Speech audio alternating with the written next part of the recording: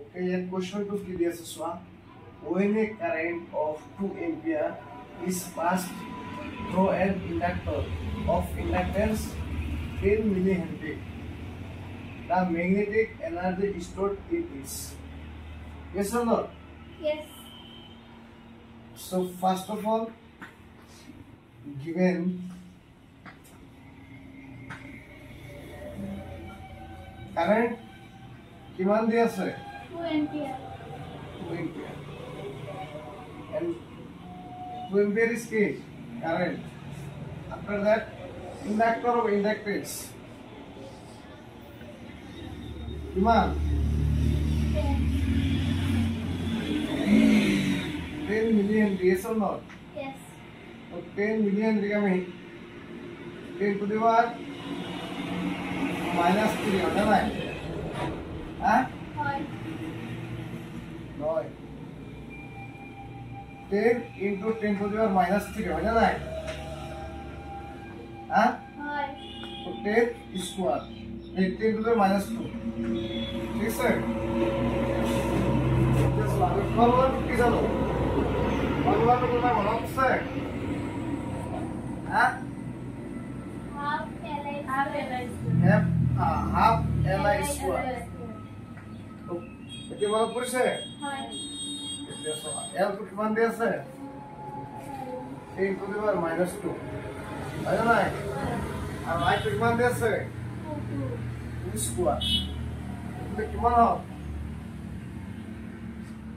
2 উপর 2 হয় না 2 into 10 to the power -2 তার মানে কিমান 0.02 জুল অ্যানসার কোনটা হবে জি এ বুঝিবালা হয় to question one. A current of 1 ampere flows through copper wire. The number of electrons passing through each cross section of the wire is 1.6 second. तो हमारे ये दिया से की किसवा current किमान दिया से 1 ampere है ना ना ताकि तो आरो की दिया से स्वा time किमान दिया से हाँ 1.6 second. given I equal to 1 ampere. 1 ampere equal to 1.6 second. 1.6 second. Yes or not? Yes. আমি জানো কি we know that আমি জানো কি q equal to any মানে নাই আর আমি জানো কি q equal to k it yes or not? Yes. Rate of flow of flux per minute time is called k. Current. Current. Yes or not? Yes.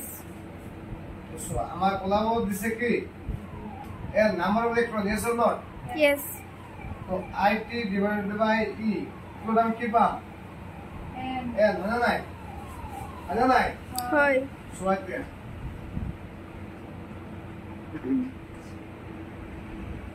আমি ই বলো কিমান জানো Its value 1.6 into 10 to the minus 90 coulomb. yes or not?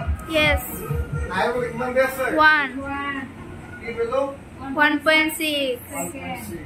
1.6 1.6 কি Cancel. cancel okay to -9 আছে উপরত কি কি হবো Plus 19.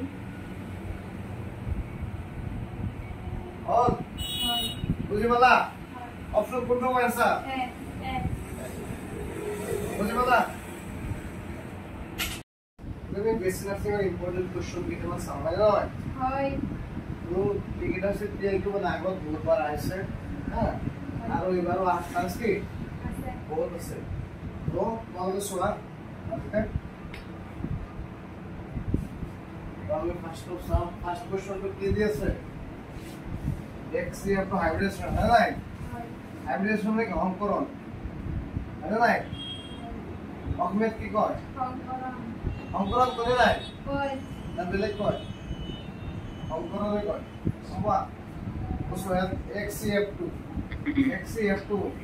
that's what xcf2 না নাই হ্যাঁ f2 টা দিল চোৱা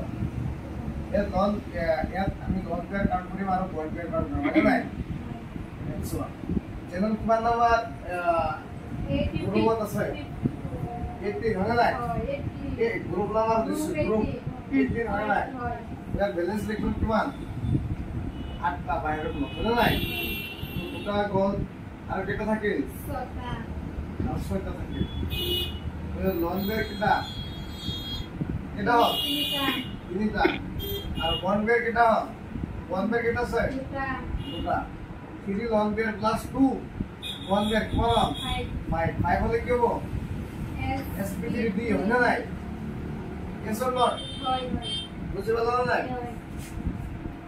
এটা কি হবে c হবে না নাই হয় এখন নেক্সট কোশ্চেন সলভ বর্ণিং হলো bcf3 না নাই bcf3 বর্ণিং হলো দিস ইজ সলভ bcf3 বর্ণিং হলো কি হবে স্ট্রাকচার কি হবে টু T shape হ্যাঁ তো এটা অ্যাঙ্গেল হবে একটু NEET 2017 অত আছে বুঝলা NEET 2017 আর BSc নার্সিং অত 2022 আর এইমস তো কেবাবারও আছে এইমস BSc নার্সিং অত কেবাবারও আছে এই আনসার হবে কি 120 degree direct SAT question time সচ্ছা অ্যারোমেটিক মাইনাস না না অ্যারোমেটিক মাইনাস কত দিছে অ্যারোমেটিক মাইনাস এর এর आंसर কি হবে ট্রিপ্টোফান না না হয় আর ব্যালাইন কি নিউট্রাল মাইনাস না না হ্যাঁ হয় ব্যালাইন কি neutral minus neutral amino acid না না হয় আর অ্যালানিন কি এসেনশিয়াল না না Answer question to be said. Most acidic compound. Right? হয় Yeah. So, here A2 direct acidic question. A2 direct ki? NCERT Acidic question. So, A2 बहुत बार किया ऐसे स्पेशलाइजेशन ऐसे को बहुत बार ऐसे ये तो आया nitrogen containing K minus I group बदलना है হয় ये बेसिक नाइट्रोजन ग्रुप को बता सर D2 नाम के পিক্রিক অ্যাসিড तो के सबत के की बेसिक एसिड है ना হয় এটা সোয়া আমি 5 নম্বর কোশ্চেনের ট্রিক টু অলপ দি দিম তোমারা অলপ সবাই একটু মুছি দিও হয় ঠিক আছে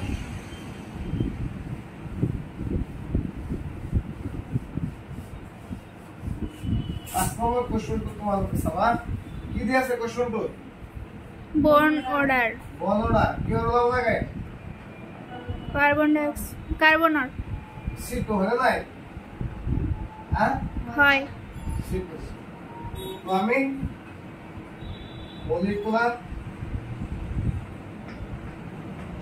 ऑर्बिटल थ्योरी होते हैं मेट्रो हिसाब से कैलकुलेट करने के बहुत टाइम लगेगा ना হয় हां मान लीजिए इजी प्रोसेस हमें एक मिनट मालूम है स्वाद 14 नंबर ऑफ इलेक्ट्रॉन 14 15 16 17 18 हां 19 20 episode 13 12 11 10 ঠিক আছে তো যদি এই নাম্বার অফ ইলেকট্রন যদি 14 টা থাকে তাহলে তার আমি বলরা কিমান ধরিম 3 বলরা ধরিম কি 3 তার হিসাবে কবে 0.5 তো কি করি কমে যাব এটা নাই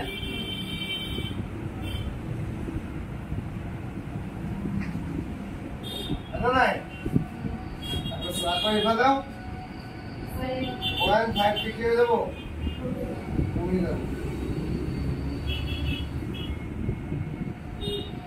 ঠিক আছে এটা আমার সিগুত কিমানটা ইলেক্ট্রন আছে 12 12 ৰ ঘৰত কি পৰিছে 2 2 অপশন কি হ'ব এ এই অপশন বুজিলা হয় আৰু এটা কোৱেশ্চন দিও তোমালোকে দিয়া এইটো কোৱা অক্সিজেনটো প্যারাম্যাগনেটিক হ'ব নে ডায়া হ'ব নে ফেরোম্যাগনেটিক হ'ব কোনটো বেছা ডায়াম্যাগনেটিক অক্সিজেন হ'ব প্যারাম্যাগনেটিক বুঝিলা এটো কি এক্সেপশনাল কেস ঠিক আছে অক্সিজেন কি প্যারাম্যাগনেটিক ইয়াত ইলেকট্রন কেটা আছে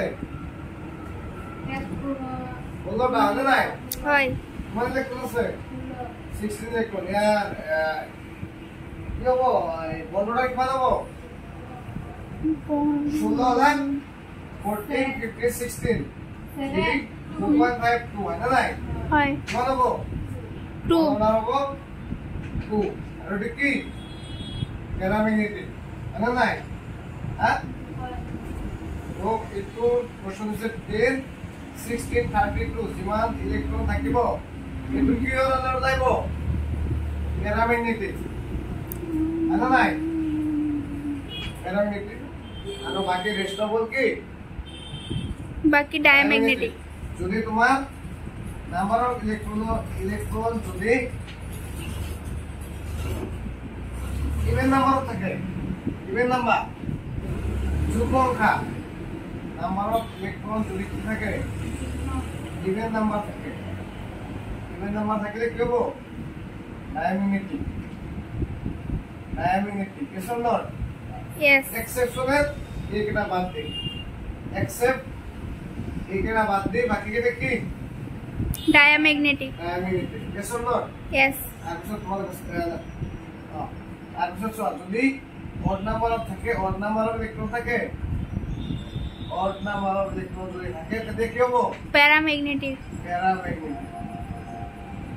এটা তোমাদের কোয়া কার্বন টু কি হবে ডায়া হবে না প্যারা হবে লিখলা কার্বন টু কোয়া C2 ডায়াম্যাগনেটিক হবে প্যারাম্যাগনেটিক হবে ডায়াম্যাগনেটিক অলপ জোরকে কোয়া ডায়াম্যাগনেটিক